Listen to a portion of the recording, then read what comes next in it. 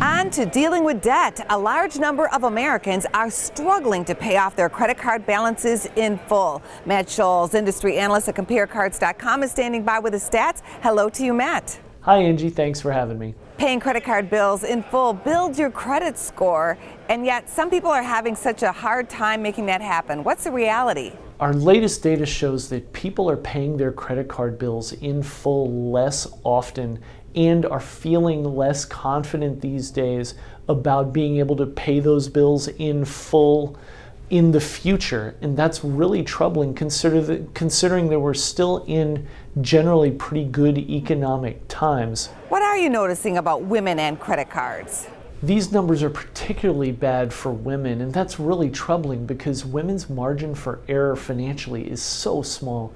It's a lot smaller than it is for men in most cases. When you think about things like the gender wage gap or the fact that women are more likely to be the head of a single parent household, it's no wonder that this gap exists. Unfortunately, this data is really bad for women, and I don't really see it getting better, especially as the economy slows down.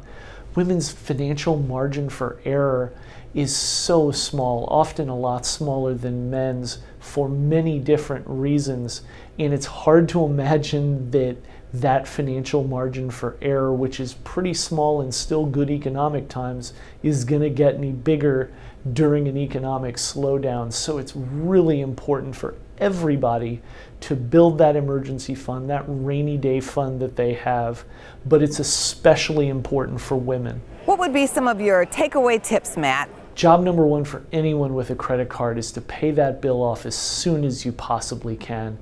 Ideally, you do it at the end of that same month, but we know that that's not always realistic. We all know that life's incredibly expensive in 2019, and sometimes you just can't afford to pay that credit card bill off at the end of the month, but that doesn't mean that it shouldn't be a goal. Also, it's really important for people to focus on knocking down that credit card debt that they may have today, because it's only going to continue to grow and grow and grow if you don't make a big plan to try and attack it.